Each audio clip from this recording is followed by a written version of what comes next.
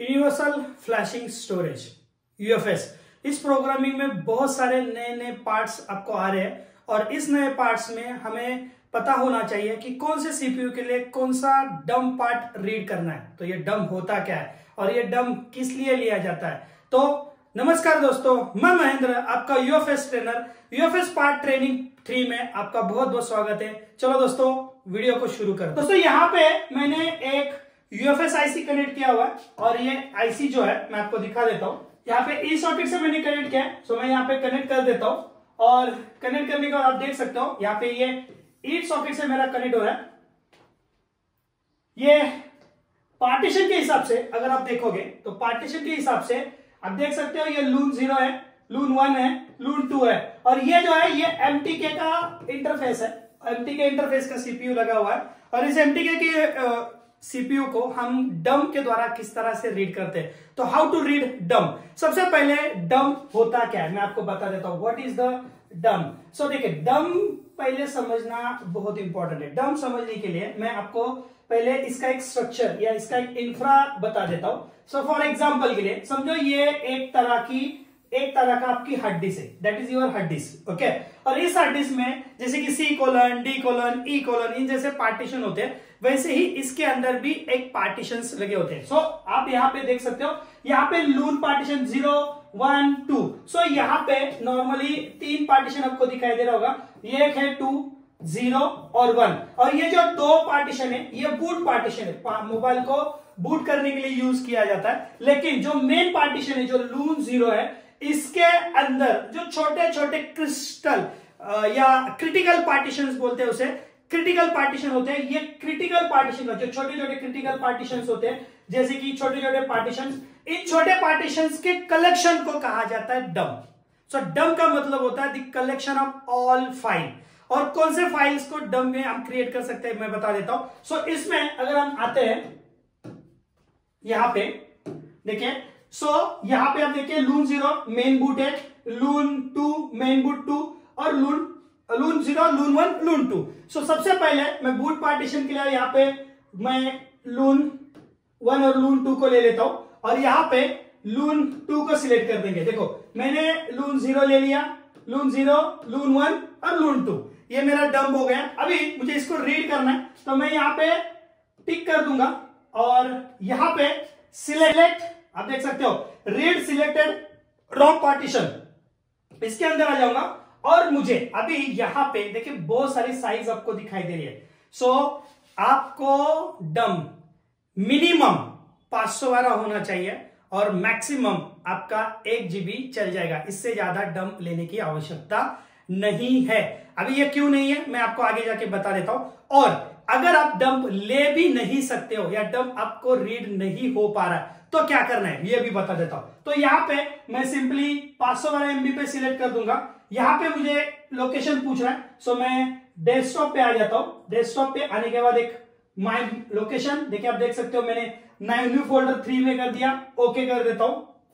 अभी देखिए यहां पे लून 2 वनली लून 2 रीड हो रहा है। वेट, अभी ये लून 2 जो है यहां पे आपको टाइम भी बता रहा है, 2 मिनट्स के आसपास आपको ये टाइम लगेगा। इसका स्पीड भी आपको यहां पे सही से मेंशन हो रहा है। अभी इसमें ये जो मैं 512 MB का डंप ले रहा हूं, डंप एग्जैक्टली मैंने आपको बोला कि जो क्रिटिकल पार्टीशन होते हैं उसे डंप कहा जाता है। मतलब फॉर एग्जांपल के लिए किसी भी एक आईसी में समझो इस तरह का आपका एक कबर्ड लगा हुआ है, जिस कबर्ड में बहुत सारे इस तरह से कप्पे होते हैं। इस तरह से आप देख सकते हो कबर्ड जो जिसमें हम कपड़े रखते हैं उसे कबर्ड कहा जाता है। जो उसमें इस तरह से आपके सारे दिखाई देंगे। सो बूट पार्टीशन होके मतलब ये हम लून 2 की बात कर रहे हैं। सो बूट पार्टीशन होके जैसे कि फॉर एग्जांपल इसमें वाईफाई का पास पार्टीशन है, इसमें यूजर का पार्टीशन है, इसमें समझो ब्लूटूथ का पार्टीशन है, इसमें MI अकाउंट का पार्टीशन है।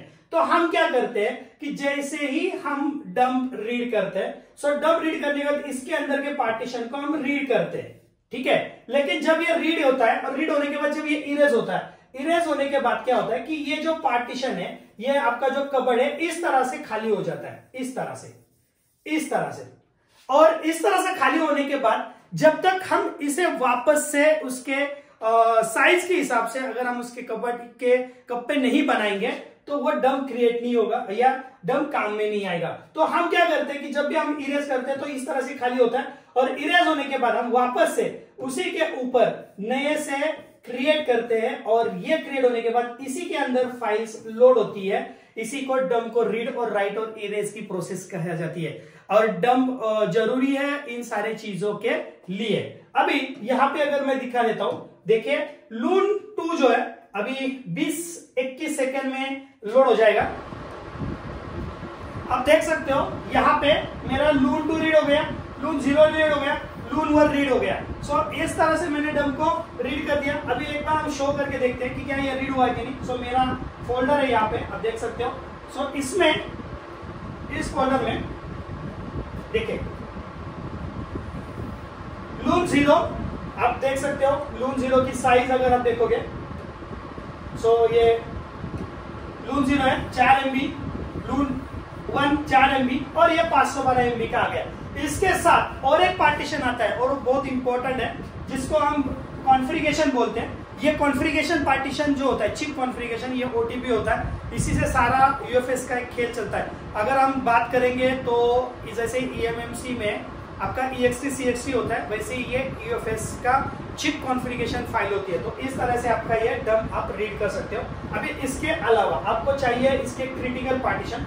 क्रिटिकल मतलब आपके सिक्योरिटी पार्टीशन, GPD पार्टीशन। सो GPD पार्टीशन को आपको रीड करने के लिए मैं आपको बता देता हूँ। जितने भी पिंक कलर है, आपको मैं दिखा देता हूँ यहाँ पे, जितने भी आपको पिंक कलर दिखाई दे रहा है, ये ओनली पिंक कलर पे टिक करना है, ओनली। बाकी के पार्टीशन की हमें आवश्यकता बिल्कुल नहीं है, ओनली पिंक कलर पे टिक कर देना है। जितने भी पिंक है ओनली पिंक पे टिक कर दो।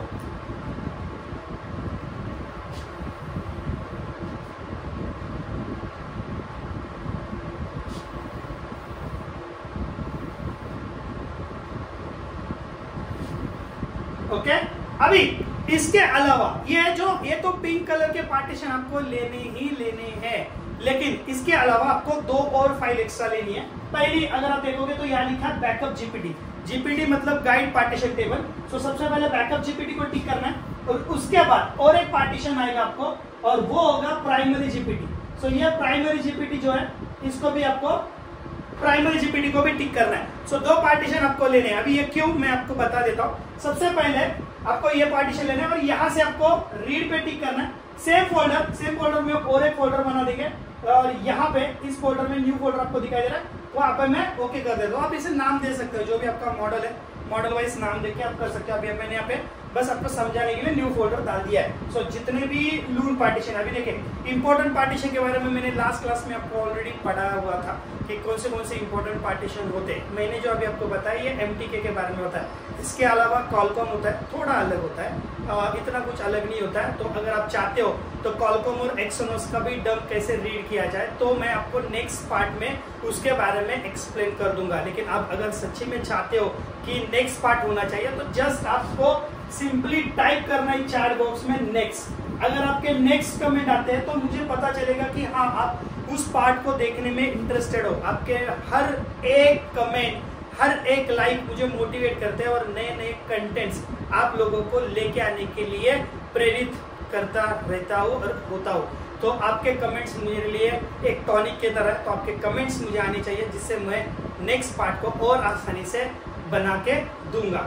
अभी इसमें अगर आप देखोगे तो इसमें देखिए ये पूरी तरह से देखो अभी रीड हो रहा है। अभी ऑल डन हो गया। ऑल डन आने के बाद मैं आपको यहाँ पे दिखा देता हूँ कि हुआ है कि नहीं। सो मैं यहाँ पे फोल्डर पे आ जाता हूँ। यहाँ पे आप न्यू फोल्डर देख सकते हो। ये मेरा पूरा का पूरा सिक्योरिटी बैकअप बन गया। इसके बाद इसमें वापस और एक आपका चिप कॉन्फ़िगरेशन फाइल बन चुकी है। सो चिप कॉन्फ़िगरेशन फाइल भी इसी तरह से आप बना सकते हो।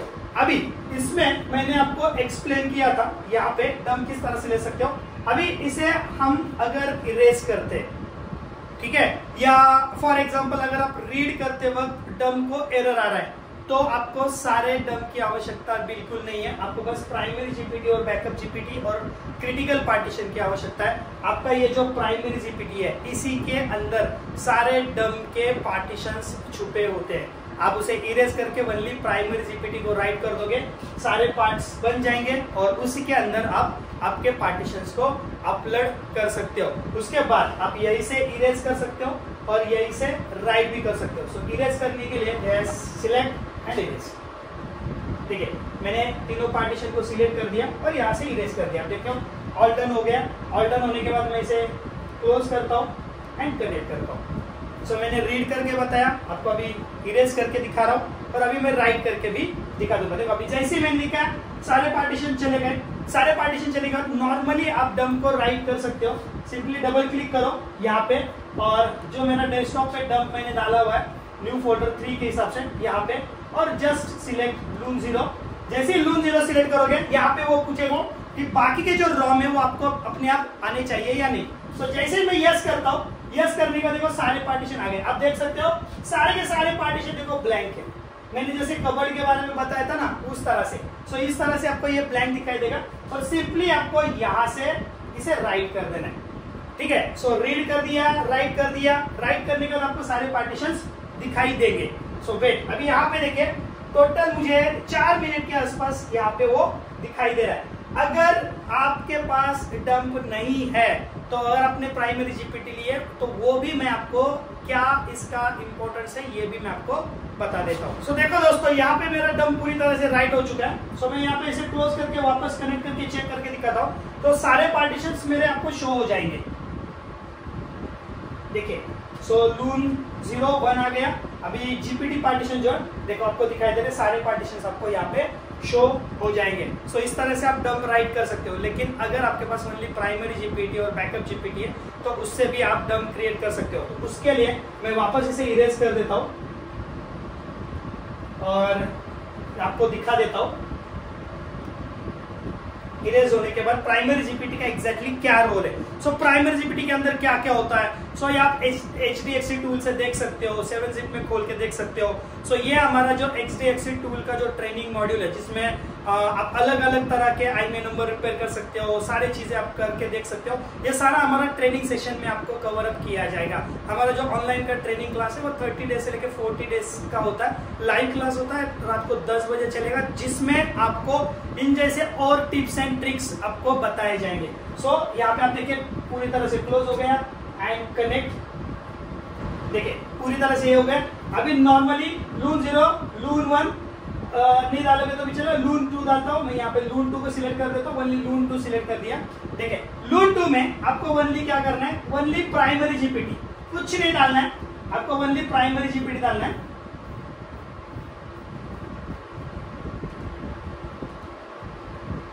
ये आ गया मेरा primary GPT. Only primary GPT को राइट कर देना है, बाकी किसी को राइट नहीं करना है, बाकी सबको छोड़ देना है। ठीक है, यहाँ पे मैं इसे अनटिक कर देता हूँ। ओके, यहाँ पे एंड ओनली प्राइमरी जीपीटी। देखो ओनली प्राइमरी जीपीटी को यहाँ पे मैं राइट कर देता हूँ। सब ओनली प्राइमरी जीपीटी राइट हो चुका है। अभी मैं इसे क्लोज करता हूँ एंड कनेक्ट करता हूँ।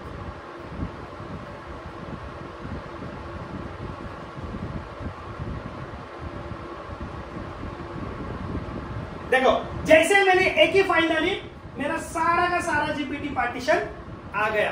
तो कॉलकॉम में और एक्सोनॉस में अलग मेथड है, लेकिन एमटीके में आपको इसी मेथड से आप डंप क्रिएट कर सकते हो। एमटीके आपके EasyJet को UFS फ्लैशिंग के लिए सपोर्ट नहीं है। सपोर्ट के लिए आपको टूल्स, फ्लैशिंग के लिए टूल ही यूज करना पड़ेगा, लेकिन आपको डंप इस तरह से आप क्रिएट कर सकते हो किसी भी UFS का। आशा करता हूँ ये वीडियो आपके लिए बहुत नॉलेजेबल और वैल्यूएबल होगी। ऐसे मेरे वीडियो को प्यार देने के लिए दोस्तों बहुत बहुत धन्यवाद। आज के दोस्तों टाटा बाय बाय, शबा के 10 विदानियां एंड गुड बाय। मिलते हैं दोस्तों नेक्स्ट वीडियो में नए कंटेंट के साथ।